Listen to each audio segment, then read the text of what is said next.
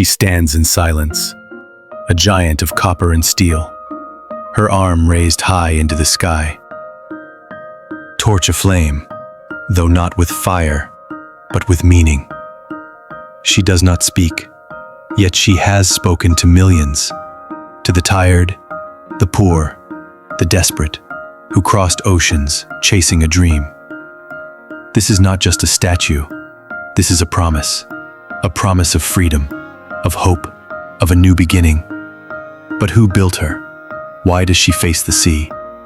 And why, after more than a century, does she still move us? This is the story of liberty, how she was born, what she stands for, and why her flame still matters.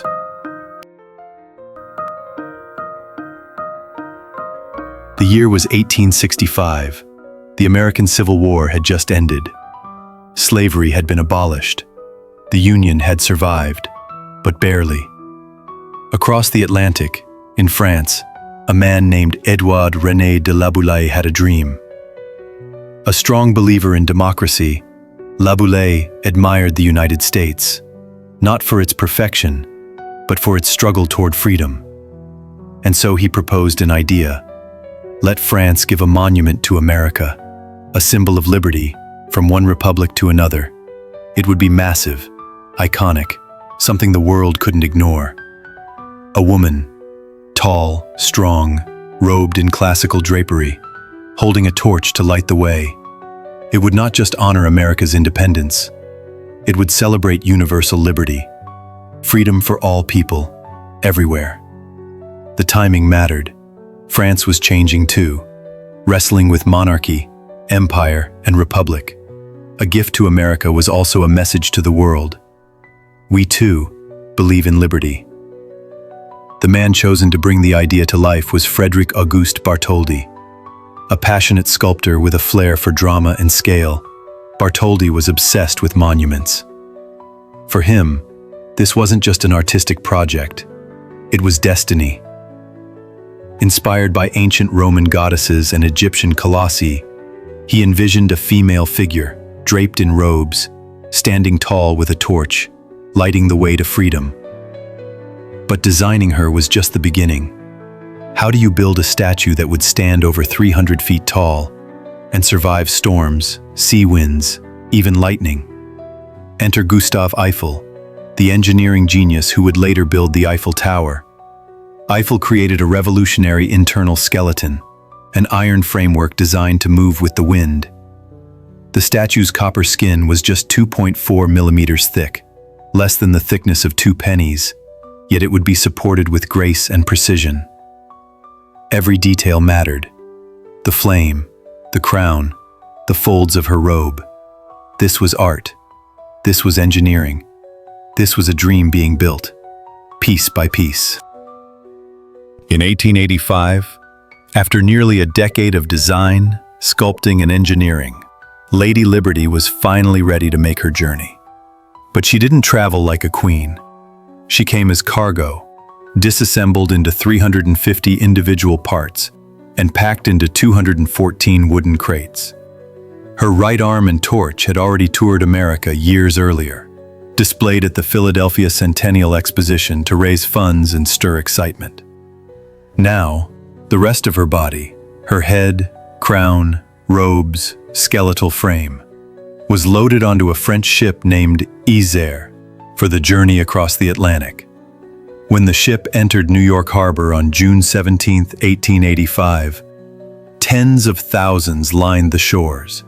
Fireboats sprayed fountains of water. The nation had never seen anything like it. But there was one big problem. The statue had arrived. The pedestal, the very thing she would stand on, hadn't even been built yet.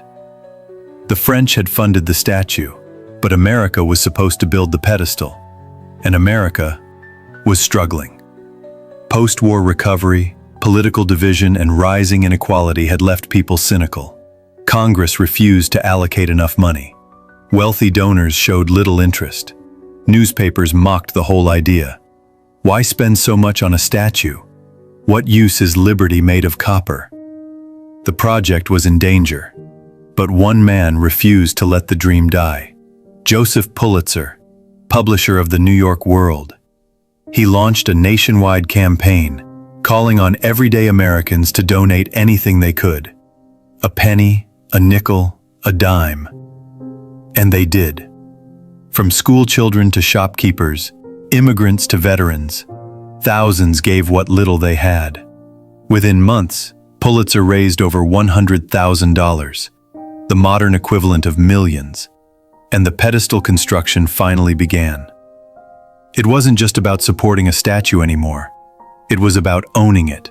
The people had spoken. Liberty would rise. October 28, 1886. A gray, foggy morning in New York Harbor. The largest parade the city had ever seen moved through the streets of Manhattan. President Grover Cleveland, once governor of New York, arrived to deliver the dedication. And finally, after years of struggle, design, and determination, the Statue of Liberty was unveiled. A gift from France to the United States. A tribute to democracy. A towering beacon of hope. But not everyone was allowed to attend. Women, for example, were barred from the island, and many protested from boats nearby. Even on the day of its dedication, the statue reflected the tensions of the time. Still, when the flag dropped and her full form was revealed, the crowd erupted. Lady Liberty had arrived, and America would never look the same again.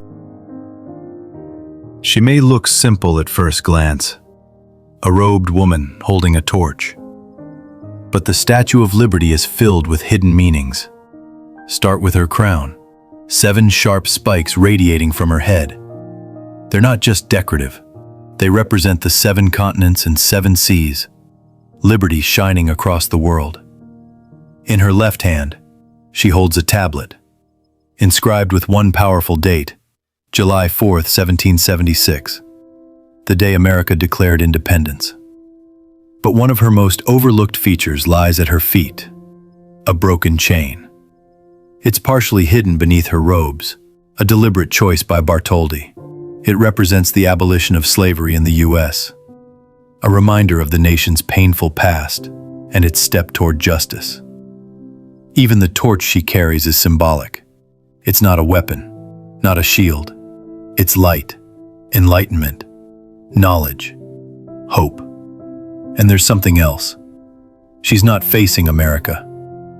She's facing the ocean, looking outward, toward Europe, toward the world, not to watch over what's behind, but to welcome what's coming. Between 1892 and 1954, over 12 million immigrants passed through Ellis Island, just a short boat ride from the Statue of Liberty. For these men, women, and children, many fleeing poverty, persecution, or war, Lady Liberty was often the first thing they saw in America. They stood on the decks of crowded steamships, clutching bags and babies, staring at the towering figure with tears in their eyes. She didn't judge them by accent, skin color, or religion. She stood still, torch high, as if to say, "You are welcome here." Many immigrants would later say that seeing her gave them strength, that it made them believe their journey had been worth it. She became a mother, a protector, a symbol of hope in stone and metal. And just behind her, Ellis Island became the processing center of dreams, where names were changed, futures decided, and lives began anew. Through 2 world wars, the Great Depression and the Cold War, the Statue of Liberty never fell. In World War I, she watched as soldiers shipped out to Europe. In World War II, she stood tall while the world burned, her torch blacked out to avoid becoming a bombing target. Yet even in the darkest nights, she remained a symbol. In the Civil Rights era, protesters used her image to question American hypocrisy. How can a nation claim liberty while millions are denied it at home? In Vietnam War protests, she was on signs and banners. Bring liberty back. In the 1980s, when time and weather had worn her down. A massive restoration effort began. An act of love by both America and France, to keep her standing for future generations. And on September 11, 2001, when terror struck just miles away, she stood untouched, covered in ash and sorrow, but still standing, a silent witness to tragedy and a defiant reminder of resilience. The statue had no voice until a poet gave her one. In 1883, Emma Lazarus, a Jewish-American writer and activist, was asked to write a poem to help raise funds for the pedestal. What she wrote would change history. Give me your tired, your poor, your huddled masses yearning to breathe free. Her poem, The New Colossus, redefined what the Statue of Liberty stood for. Not just freedom from kings, but freedom for everyone, the oppressed, the forgotten, the unwanted. For decades, the poem was little known, until it was engraved on a plaque and placed inside the pedestal in 1903. From then on, the Statue of Liberty didn't just represent freedom, she spoke it.